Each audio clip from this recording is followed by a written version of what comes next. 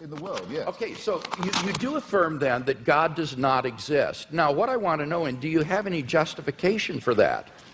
I think I've come unwired in some horrible way. You're fine. Are you sure? Do you have any arguments leading to the conclusion that God does not exist? Well, I would rather. I think I'm wondering if I'm boring anybody now. I would rather say. I'd rather state it in reverse and say I find all the arguments in favour to be fallacious or unconvincing. And I'd have to add that though this isn't my reason for not believing in it, that I would be very depressed if it was true. But that's a quite different thing. I don't say of atheism that it's at all morally superior. That would be very risky. I wouldn't admit that it was at all morally inferior either, but we can at least be acquitted on the charge of wishful thinking. I wonder if that's the case. Would you agree that the absence of evidence is not evidence of absence? Well, you know, I'm not sure that I would agree. Okay. Matt, thank you so much for being here tonight. You've made the point consistently that you're a rational human being, and the reason that you cannot believe in God or the Christian God is because of lack of evidence. So my question is simple. What are you living for?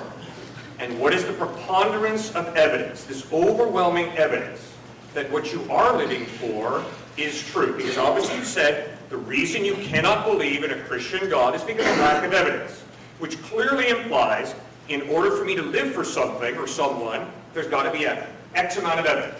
So the question is simple. What are you living for? And what's this preponderance of evidence that shows that convinces you that whatever it is you're living for is true?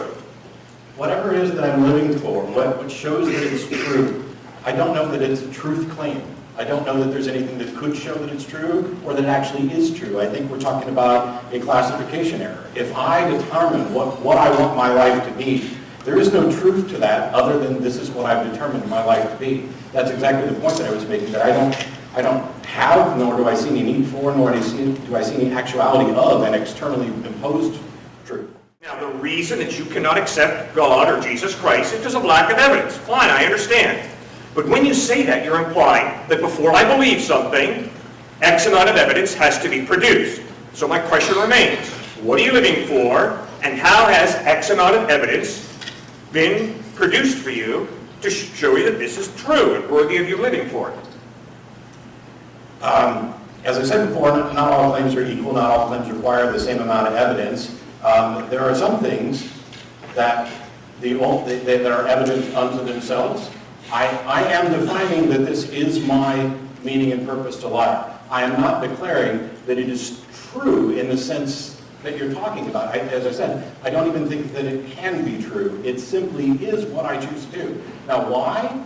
It's because I have seen evidence that living one's life in a certain way is better than living one's life in other ways. That there are actual benefits that make life more enjoyable, more worth living. And what is that? What is what? Because you started out by saying, the reason I cannot believe that God exists and the reason I can't believe in Jesus is because of lack of rational evidence.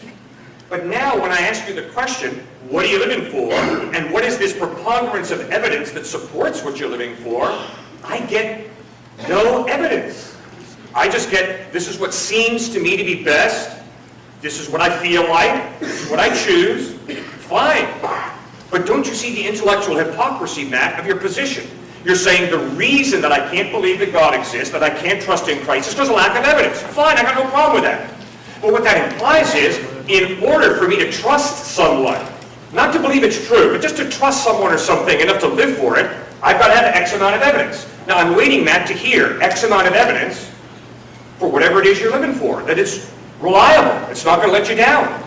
Well, I never said it wasn't going to let you down, and you're looking for evidence at a level that is just patently absurd.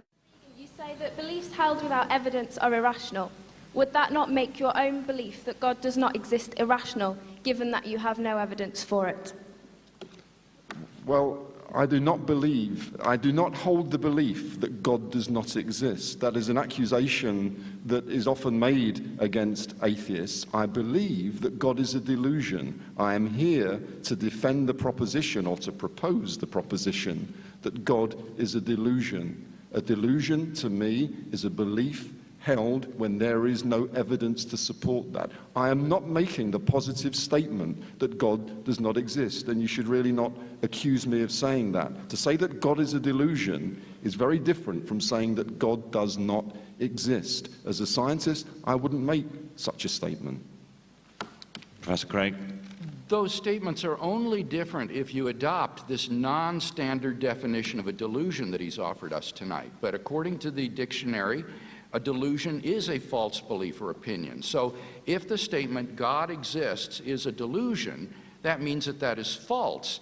And if one asserts that that is false, then the questioner is quite right. I used to work as a psychiatric nurse, and the definition we worked with, and from my memory, for people who suffered with delusions, was a firm, false, fixed belief that is neither open neither to reason nor experience. And that was the kind of all-encompassing thing. And when we tried to therapeutically engage with people, you worked on the assumption that it was a delusion and therefore was a false belief, and the background of it was false. So in my question, I'm assuming that you are believing that there isn't a God, just the basis of the question.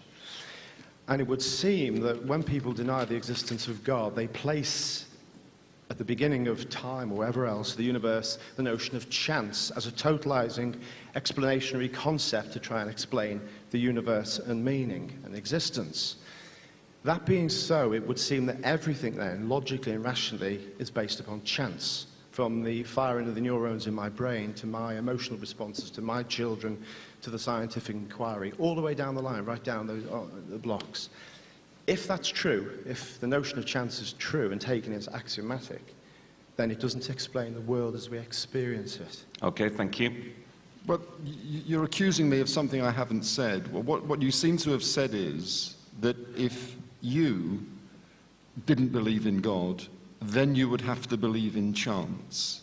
And you're extending that to saying, since I do not believe in God in the sense that I see no evidence for God, I must therefore believe that chance is at the center of everything that we see.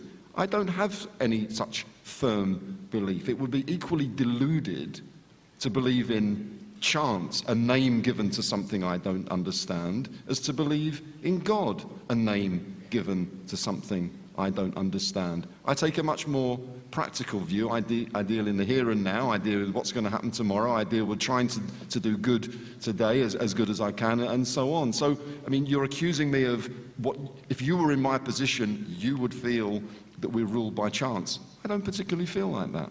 It's an accusation. I never said it. I don't believe it. Okay, Professor Craig.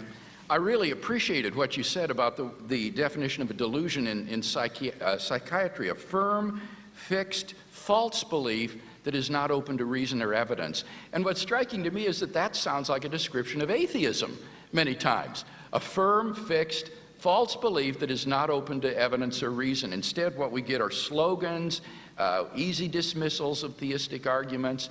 I think we need to recognize that not just theists, but atheists can be victims of delusions as well. So thank you for that interesting contribution. You've repeatedly asked tonight for evidence of God. That's a common trait amongst people, skeptics like yourself. In all I've heard over the years, I've still not heard a skeptic put forward what they would accept as valid criteria for the evidence of God. So what are the criteria you set forth for people like me, Professor Craig, to give to you as valid evidence of God? Well, I could respond flippantly for me to say it's not for me to design your experiments for you, really. You write your own grant applications, but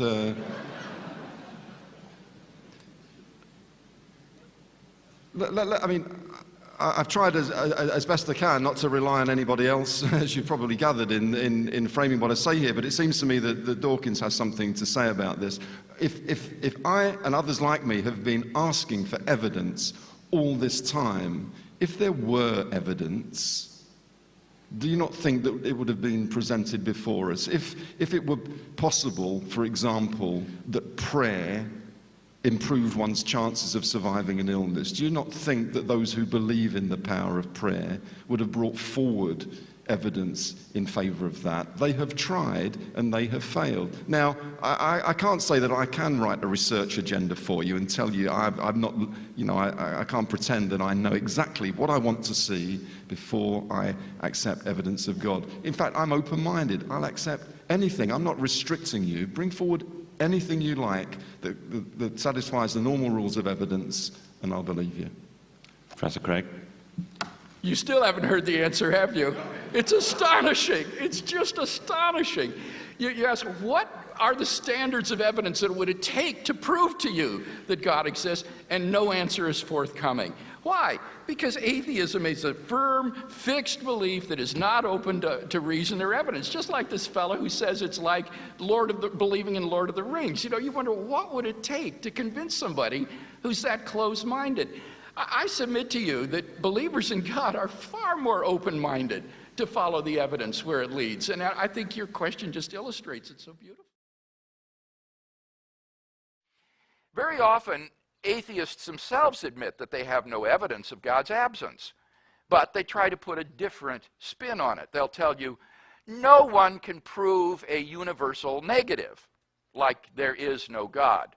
They think that this somehow excuses them from needing evidence against God's existence. But not only is it false that you cannot prove a universal negative, all you have to do is show that something is self-contradictory to prove that no such thing can exist. But more importantly, this claim is really an admission that it's impossible to prove atheism. Atheism involves a universal negative. You can't prove a universal negative. Therefore, atheism is unprovable. It turns out that it is the atheist who is believing a view for which there is and can be no evidence.